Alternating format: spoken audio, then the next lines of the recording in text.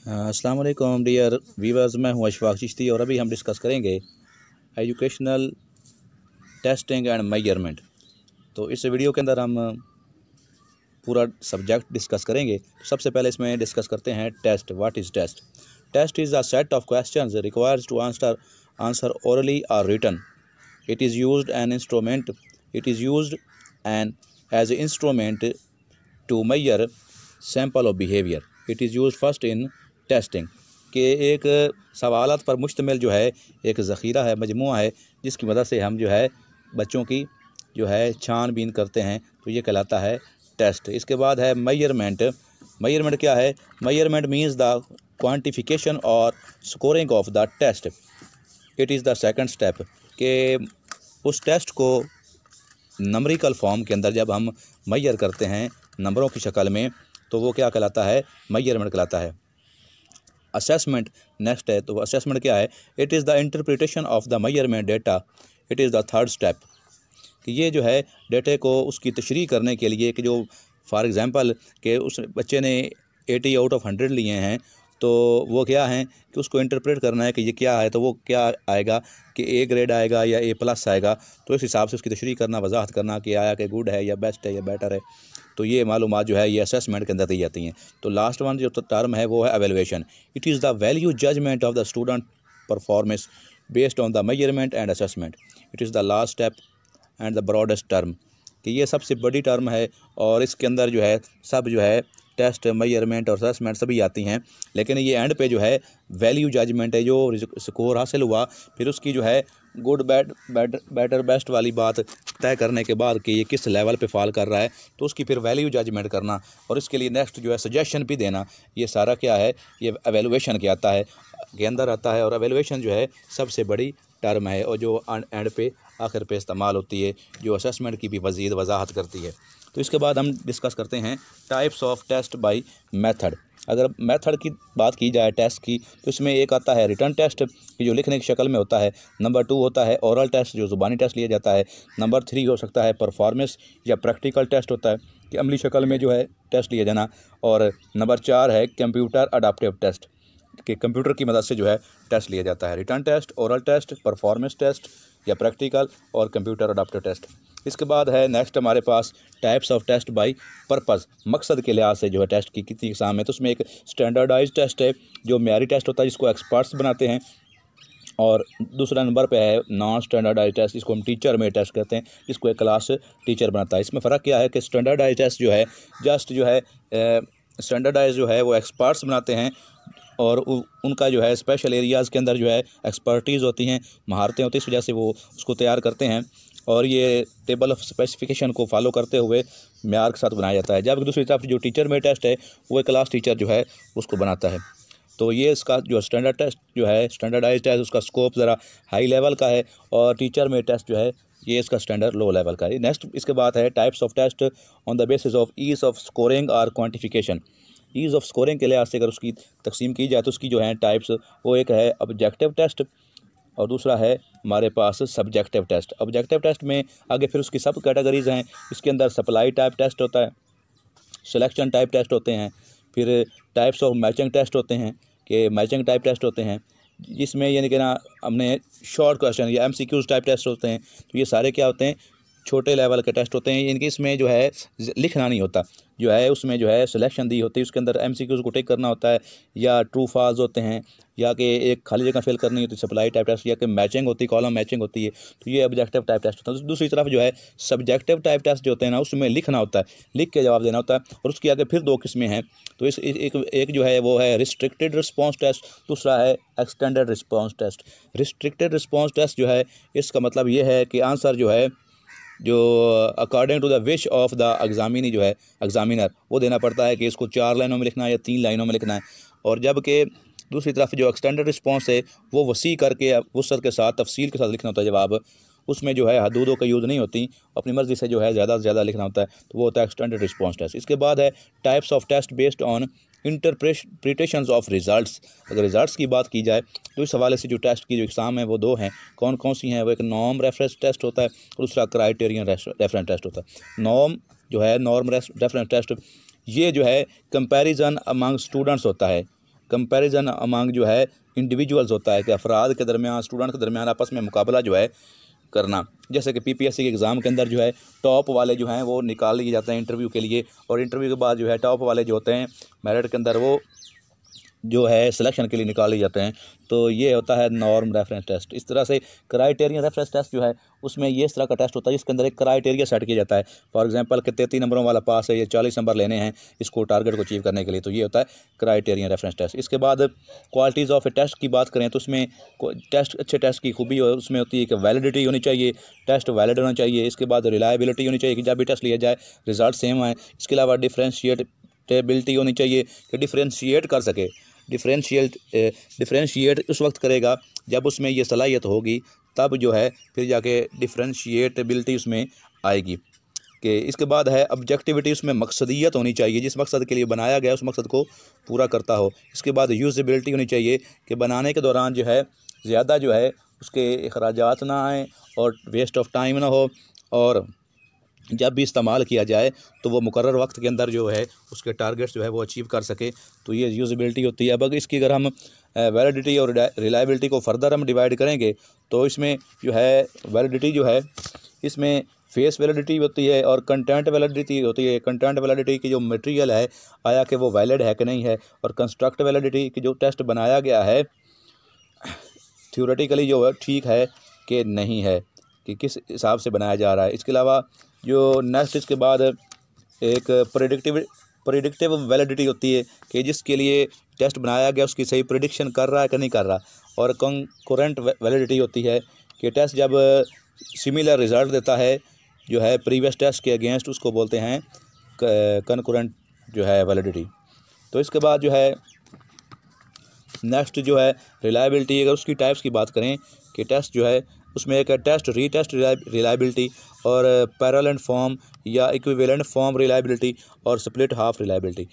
Test retest reliability वो होती है कि जब टेस्ट को एक बार बनाया गया फिर दोबारा से फिर बना के लिया गया, तो दोबारा जब टेस्ट लिया गया तो उसके रिज़ल्ट भी वैसे ही है जो पहले से। पैरेलल फॉर्म का मतलब ये है कि इसमें जो है या इक्विवेलेंट फॉर्म का मतलब ये है कि टेस्ट एक ही तरह के दो टेस्ट बनाए जाते हैं और उनका रिज़ल्ट जो है ना सेम होता है। इसके बाद स्प्लिट हाफ रिलायबिलिटी ये है कि एक टेस्ट के दो हिस्से कर दिए जाते हैं और दोनों का रिज़ल्ट सेम आना चाहिए। फॉर एग्जांपल कि 50 नंबर की ऑब्जेक्टिव और 50 नंबर की सब्जेक्टिव, तो दोनों के रिज़ल्ट एक जैसे हों। तो क्या है, एक टेस्ट का आधा आधा कर दिया, उनको दोनों को जब इम्प्लीमेंट किया तो रिज़ल्ट जो है रिज़ल्ट सेम आते हैं। तो ये थी टेस्ट की क्वालिटीज़।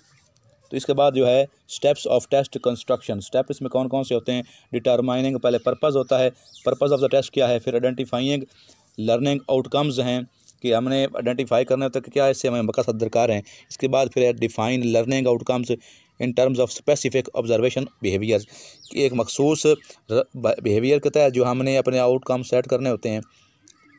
इसके बाद फिर क्या है, आउटलाइन बेसिक टॉपिक्स, फिर जो हमारे मौज़ूआत हैं उनको आउटलाइन करना होता है, हाईलाइट करना होता है। इसके बाद जो है फिर प्रिपेयर टेबल ऑफ स्पेसिफिकेशन, फिर टेबल ऑफ स्पेसिफिकेशन भी बनानी होती है जिसमें ये देखा जाता है कि हमारे ये टॉपिक्स हैं और हर टॉपिक में से इतने नंबर हमने पेपर में शामिल करने हैं, इतने नंबर का टेस्ट लेना है, तो वो कहलाता है टेबल ऑफ स्पेसिफिकेशन। इसके बाद है prepare test on the basis of table of specification, फिर इसी को बुनियाद बनाकर टेबल ऑफ स्पेसिफिकेशन को बुनियाद बनाकर हम टेस्ट तैयार करते हैं।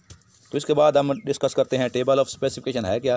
तो table of specification is called blueprint for test. It is a two way table that shows all the topics covered in the instruction including its sub topics and the time spent in the covering these topics. तो ये जो है ये two way chart होता है। इसके अंदर जो है एक हिस्से में जो है उसके जो है एक तरफ जो है उसके टॉपिक्स लिखे होते हैं और साथ में जो है नंबर, ये डिवीज़न ऑफ नंबर लिखी होती है कि किस किस हिसाब से कौन सा एरिया कवर करना है और कितने नंबर का इसमें जो है पोर्शन ऐड करना है।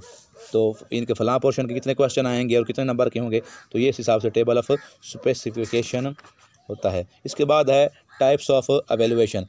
एवेलुएशन की टाइप्स में की बात करें तो प्लेसमेंट एवेलुएशन होती है कि किसी एरिया में चेक करने के लिए कि ये फ़लाँ बच्चा जो है इस एरिया में जा सकता है, कि फॉर एग्जाम्पल के मेडिकल में जाना चाहता है, आर्ट्स में जाना चाहता है, किसी इंजीनियरिंग में जाना चाहता है, तो हर जगह के लिए उसकी प्लेसमेंट करने के लिए एवेलुएशन की जाती है। डायग्नोस्टिक एवेलुएशन वो होती है जिसके अंदर जो है नेक्स्ट है डायग्नोस्टिक एवेलुएशन कि ये वो होती है जिसके अंदर कोई खामी कोताही मालूम करने के लिए कि कौन सी परेशानी है जिसकी वजह से जो है या कौन सा मसला है जिसकी वजह से स्टूडेंट जो है परेशान है, अपसेट है, उसको जो है पॉइंट आउट किया जाता है, उसका फिर सोल्यूशन निकाला जाता है, उसको फिर रिमूव किया जाता है। इसके बाद है फॉर्मेटिव एवेलुएशन, और यही टाइप्स जो है ना असेसमेंट की भी हैं। तो फॉर्मेटिव असेसमेंट या एवेलुएशन जो है, अगर एवेलुएशन की बात करें या असेसमेंट की, तो ये वो होती है कि जो दौरान तदरीस जो है बच्चे की परफॉर्मेंस चेक करने के लिए की जाती है, तो ये फॉर्मेटिव होती है। एक बेंच मार्क एवेलुएशन होती है।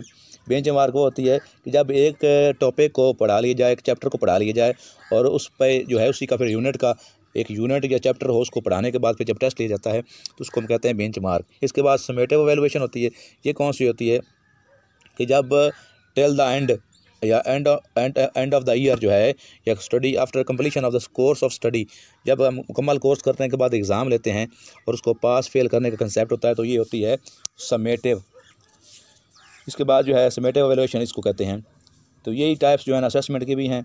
तो आगे फिर जो है हम फेजेज़ ऑफ एवेलुएशन की बात करते हैं। एवेलुएशन की कितनी फेजेज़ हैं। सबसे पहले है प्लानिंग फेज़। इसमें जो है हम मनसूबाबंदी करते हैं कि किस तरह से हमने जो है अपनी स्ट्रेटजीज़ बनाते हैं, अपनी प्लानिंग ऑब्जेक्टिव्स तय करते हैं, और इसके अलावा इसके तहत जो है फिर हम काम करने की तैयारी करते हैं। तो फिर ये होती है प्लानिंग फेज़। इसके बाद है प्रोसेस फेज़। इसमें क्या है कि एवेलुएशन जो है इसको कंडक्ट किया जाता है और चेकिंग की जाती है, और आखिर में जो है प्रोडक्ट फेज़ होती है। तो वो प्रोडक्ट फेज़ के अंदर ये देखा जाता है कि एवेलुएशन करने के बाद हमें कौन से नतीजे हासिल हुए हैं, तो उनको जो है कहते हैं ये प्रोडक्ट फेज़। इसके बाद है पर्पज़ ऑफ एवेलुएशन। इसके मकसद क्या होते हैं, तो नंबर 1 है सिलेक्शन डिसीजन होता है कि हमने कोई फैसला लेना होता है। प्लेसमेंट डिसीजन होता है, किसी मकाम का तयन करना होता है। क्लासिफिकेशन होती है कि या ग्रेडिंग होती है, किसी की दर्जाबंदी करनी हो स्टूडेंट्स की, तो तब भी हम जो है एवेलुएशन यूज़ करते हैं। इसके बाद रेमेडियल डिस्कशन है कि हमने किसी चीज़ का इलाज तलाश करना हो, हल तलाश करना हो, तब भी जो है हम डिसीजन लेते हैं, रेमेडियल डिसीजन, तब भी हम एवेलुएशन यूज़ करते हैं। फीडबैक देना हो तब भी एवेलुएशन यूज़ होती है। फिर गाइडिंग एंड काउंसलिंग के लिए भी एवेलुएशन यूज़ होती है कि किसी को गाइड करना हो तो उससे पहले उसको एवेलुएट किया जाता है। इंप्रूव लर्निंग है, लर्निंग को बेहतर बनाने के लिए भी एवेलुएशन की जाती है। इंप्रूव इंस्ट्रक्शंस है, मुख्तलिफ जो पढ़ाने का तरीक़ाकार है उसको बेहतर बनाने के लिए भी एवेलुएशन की जाती है। मोटिवेशन के लिए भी जो है मोटिवेशन देने के लिए भी एवेलुएशन की जाती है। रिपोर्टिंग टू पेरेंट्स, वालिदैन को रिपोर्ट करने के से पहले भी एवेलुएशन की जाती है। और प्रोग्राम एवेलुएशन, जो पढ़ाया जा रहा है उसको चेक करने के लिए भी एवेलुएशन की जाती है। तो ये थे इसके मकासद। इसके बाद बात करते हैं आइटम एनालिसिस की। तो आइटम एनालिसिस क्या होता है। Item analysis is done to analyse the items of a test whether they are fulfilling the objectives of the test or not. कि जो हम क्वेश्चन आइटम से मुराद यहाँ पे है जो क्वेश्चन हम ऐड करते हैं टेस्ट के अंदर, उसकी बात होती है। तो उसका हम तजिया करते हैं कि आया कि जो हमने इसमें शामिल किए हैं टेस्ट के अंदर आइटम्स किए हैं शामिल, ये क्वेश्चन शामिल किए हैं, वो हमारी रिक्वायरमेंट को पूरा करते हैं कि नहीं करते, तो इसको हम कहते हैं आइटम एनालिसिस। इसके बाद है आइटम डिफ़िकल्टी या डिफ़िकल्टी लेवल, इसको हम फैसिलिटी इंडेक्स भी बोलते हैं। तो ये चेक करने के लिए होता है कि आया कि जो टेस्ट है वो उसमें जो सवालात हैं वो मुश्किल हैं या आसान। सवालात जो हैं, सवालनामा जो तैयार किया हमने, वो पेपर आसान था या मुश्किल, तो उसका हल क्या होता है। उसके लिए हम करते हैं कि नंबर ऑफ़ जो है रिस्पोंडेंट जो हैं वो करते हैं, कितने लड़कों ने जवाब दिया, उसको डिवाइड करते हैं नंबर ऑफ़ टोटल से और मल्टीप्लाई 100 से कर देते हैं। तो इससे जो है वो फैसिलिटी इंडेक्स जो है वो निकल आता है। इसके बाद जो है हम बात करते हैं डिस्क्रिमिनेशन पावर पे।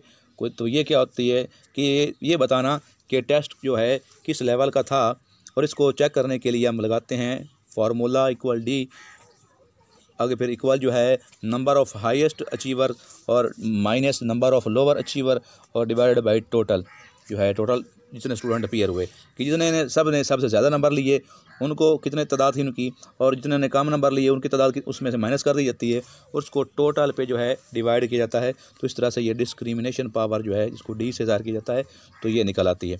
इसके बाद हम बात करेंगे टाइप्स ऑफ मार्किंग और रिपोर्टिंग। अगर मार्किंग की बात की जाए या रिपोर्टिंग की, तो उसमें जो है ट्रेडिशनल मार्किंग है, इसमें जो है फर्स्ट सेकंड थर्ड या ग्रेड ए बी सी का कंसेप्ट होता है। नंबर 2 पे जो है मार्किंग टाइप्स में जो है पास फेल का सिस्टम है। इसके बाद नंबर 3 में जो है checklist of the objectives, checklist बनाना, उसके ज़रिए से चेक करना। नंबर 4 है लेटर टू पेरेंट्स, के वालिदैन को लेटर जारी करना, तो इसलिए जो है वो ये भी एक मार्किंग टाइप है। पेरेंट्स टीचर कॉन्फ्रेंस जो है ये भी एक मार्किंग की टाइप है और ग्रेडिंग की दर्जा बंदी करना कि फ़लाँ आपका बच्चा जो है फ़लाँ ग्रेड पे फॉल कर रहा है, ये इस लेवल की इसकी स्टडी है, इस तरह से ये पढ़ता है। आगे फिर मल्टीपल मार्किंग रिपोर्टिंग सिस्टम जो है इसमें स्कोरिंग, ग्रेडिंग, चेकलिस्ट वगैरह शामिल होते हैं। तो इसके बाद टाइप्स ऑफ ग्रेडिंग की अगर बात की जाए तो इसमें परसेंट ग्रेडिंग होती है कि इसमें परसेंटेज निकाली जाती है। इसके बाद है नॉर्म रेफरेंस ग्रेडिंग होती है जिसमें दर्जा बंदी की जाती है। इसके बाद क्राइटेरियन रेफरेंस होता है, इसके अंदर जो है क्राइटेरिया सेट होता है कि फ़र्ज़ करेंगे 33 नंबर थे तो कितने बच्चों ने 33 से ज़्यादा नंबर लिए और कितने कितने ज़्यादा नंबर लिए। इसके बाद जो है पास फेल कंसेप्ट ग्रेडिंग होती है। इसके बाद नॉर्मल कर्व ग्रेडिंग होती है। तो ये टाइप्स ऑफ ग्रेडिंग थी। इसके बाद हम करते हैं डिस्कस रूब्रिक को कि रूब्रिक क्या होती है। रूब्रिक के अंदर जो है हम स्कोरिंग करते हैं। इसकी जो है ना टाइप्स, ये एक हाइपर जनरल रूब्रिक होती है और टास्क स्पेसिफिक रूब्रिक होती है, स्केल फोकस्ड रूब्रिक होती है। तो जो होती है हाइपर जनरल, इसके अंदर जो है it includes the excessively general scoring of the students in a test, कि ये जर्नल टॉपिक्स जो है ना, जर्नल चीज़ें हैं, उनके ऊपर उसकी स्कोरिंग या नंबरिंग की जाती है, तो ये कहलाती है हाइपर जनरल। इसके बाद टास्क स्पेसिफिक जो है, इसका मतलब ये है कि it includes the scoring of a specific task, not includes all the task of the test. ये एक स्पेसिफिक एरिया जो है टेस्ट के अंदर, इनके अगर हमने ये देखना हो कि बच्चे की जो है ये मल्टीप्लिकेशन में कैसा है या एडिशन के अंदर कैसा है, तो जस्ट सिर्फ एडिशन के सवालात चेक कर लेना, उसमें बाकी सवालात माइनस तफरीक के यानी कि जो है या तकसीम के नहीं शामिल किए जाते। इसके बाद है स्केल्ड फोकस। ये जो है स्केल फोकस्ड रूब्रिक, तो ये एक किस्म की महारत चेक करने के लिए जो होती है, बच्चे की राइटिंग पावर चेक करने के लिए, जो है बच्चे की मेंटल पावर चेक करने के लिए एक क्राइटेरिया के अंदर जो टेस्टिंग की जाती है और उसके नंबर लगाए जाते हैं, नंबरिंग की जाती है, उसको हम कहते हैं स्केल फोकस्ड रूब्रिक। तो रूब्रिक जो है बेसिकली नंबरिंग के लिए होता है, ग्रेडिंग नंबर लगाने के लिए रूब्रिक बनाई जाती है कि किस तरह से नंबर जो है किस किस एरिया में कितने नंबर लिए जाने हैं। आगे नेक्स्ट बात करते हैं पोर्टफोलियो की। पोर्टफोलियो क्या है कि स्टूडेंट्स की जो है कारकर्दगी को जांचने का आला है, इसके अंदर हम बच्चों के तमाम तर उसकी वर्किंग जो है, उसकी जो है कंडीशन को मद्देनज़र रखते हुए उसके मार्क्स जो हैं लगाते हैं। जो उसने काम किया होता है वो एक फ़ोल्डर के अंदर रखा जाता है, फिर उसको जज किया जाता है, उस पर जो है उसकी जो है परसेंटेज निकाली जाती है। और इसकी फिर आगे टाइप्स हैं। एक वर्किंग पोर्टफोलियो होता है। वर्किंग पोर्टफोलियो वो होता है जिसके अंदर उसकी ऑन गोइंग सारी कलेक्शन होती है स्टूडेंट की एज ए होल, जो है कंप्लीटली जो है मुकम्मल पूरे साल के अंदर जो उसने काम किया होता है उसके अंदर मौजूद होता है। इसके बाद जो है नेक्स्ट जो है शोकेस पोर्टफोलियो होता है। इसके अंदर जो है उसकी स्पेसिफिक एरियाज़ के अंदर जो है कलेक्शन होती है। ये जो उसने मुख्तलिफ़ किस्म के इनामात लिए होते हैं या कुछ प्राइज़ वगैरह लिए होते हैं, विन किए होते हैं, या उसने कुछ अच्छी कारकर्दगी दिखाई होती है मुख्तलिफ़ मकामात पे, तो उसके जो है रिकॉर्ड वो शोकेस पोर्टफोलियो के अंदर आता है। इसके बाद हम नेक्स्ट डिस्कस करते हैं Bloom taxonomy. Bloom taxonomy Benjamin Bloom जो थे उन्होंने ये टेक्सोनोमी दी थी। इसके 3 एरियाज़ हैं, एक कोग्निटिव डोमेन है, आगे अफेक्टिव डोमेन है और फिर साइकोमोटर डोमेन है। कोग्निटिव डोमेन जो है ये बेंजामिन ब्लूम ने 1956 में दी थी, जिसको बाद में 2001 या 2 के अंदर जो है इसको फिर दोबारा से इसको रीशेप किया गया था। और इसकी जो है ये थिंकिंग पे है और मेंटली स्किल पे ये फोकस्ड है। इस पे जो ये बात करता है बेंजामिन ब्लूम की, ये जो है कोग्निटिव का मतलब भी है माइंड से रिलेटेड। तो इसमें जो है स्टेप्स जो हैं वो 6 हैं। नंबर 1 पहले है नॉलेज, फिर है कंप्रीहेंशन, फिर एप्लीकेशन, फिर एनालिसिस है, फिर सिंथेसिस है, फिर एवेलुएशन है। नॉलेज में बच्चा जो है सिर्फ जानने की कोशिश करता है, कंप्रीहेंशन में बच्चा समझता है, एप्लीकेशन में काम को उस नॉलेज को अप्लाई करता है। इसके बाद एनालिसिस को जो है फिर चीज़ इस काबिल हो जाता है कि चीज़ों को तजज़िया करता है। फिर सिंथेसिस पे जो क्या है चीज़ों को जोड़ने की कोशिश करता है और एवेलुएशन पे इस काबिल होता है कि चीज़ों को दूर से देखकर उसको एवेलुएट भी कर सकता है। तो ये मेंटली जो है इसकी अलग से सेपरेटली जो है डिटेल के साथ जो है अलग वीडियो भी है, वहाँ से देख सकते हैं। तकरीबन हर टॉपिक की अलग वीडियो भी है, लेकिन ये एज ए होल जो है पूरा सब्जेक्ट टच किया जा रहा है, इस वजह से थोड़ा सा फास्ट करके इसको बयान करने की कोशिश की जा रही है। इसके बाद जो है अफेक्टिव डोमेन है, ये डेविड क्राथ हॉल ने 1964 के अंदर पेश की थी। इसका ताल्लुक जो है हमारे एटीट्यूड से, फीलिंग से और वैल्यूज़ से है, हमारे तरीक़ाकार बोलने के अंदाज से है, हमारे अखलाकियात से। तो नंबर 1 इसमें क्या है, रिसीविंग स्टेप है। इसके अंदर बच्चा जो है वो गेन करता है, अपने अखलाक अतवार को दूसरों से सीखता है। नंबर 2 है रिस्पॉन्डिंग, अब वो उनको खुद अडॉप्ट करने के बाद खुद जो है अप्लाई करता है, वो बोलने की कोशिश करता है किस तरह से बोल चाल करना है। इसके बाद वैल्यूइंग है कि वैल्यू देता है किस चीज़ को, किस तरह से वैल्यू जजमेंट करता है कि अब इस काबिल हो गया है कि वो बता सकता है कि ये बात गंदी है, ये बात अच्छी है, ये बुरा है, ये अच्छा है। इसके बाद ऑर्गेनाइजिंग है, अब उन चीज़ों को ऑर्गेनाइज कर सकता है कि कौन सा चीज़ जो है कहाँ पे फिक्स होनी चाहिए। इसके बाद करेक्टराइजेशन है कि उसकी अब दर्जाबंदी भी कर लेता है कि ये जो है अगर किसी को अगर बुरे शख्स को मिला तो उसकी वो इस तरह से उसकी करेक्टराइजेशन कर सकता है कि ये कह सकता है कि इसकी फ़लाँ बात गंदी थी, इसने गलत बातें की हैं तो इसलिए इसका करेक्टर ठीक नहीं है, तो ये करेक्टराइजेशन भी कर सकता है यहाँ पे। इसके बाद थर्ड जो है वो साइको मोटर डोमेन है। इसका जो ताल्लुक़ है वो फिज़िकल मोटर स्किल्स के साथ होता है, हाथ से कि कैसे की जाती हैं चीज़ें। तो इसको सिम्पसन ने 1972 के अंदर पेश किया था और इसमें पहला स्टेप जो है परसेप्शन है, यहाँ पे बच्चा जो है समझता है। इसके बाद सेट नंबर 2 है, सेट में जो है अब तैयार है काम करने के लिए। गाइडेड रिस्पांस नंबर 3 है, इसके अंदर वो रहनुमाई के साथ काम करता है।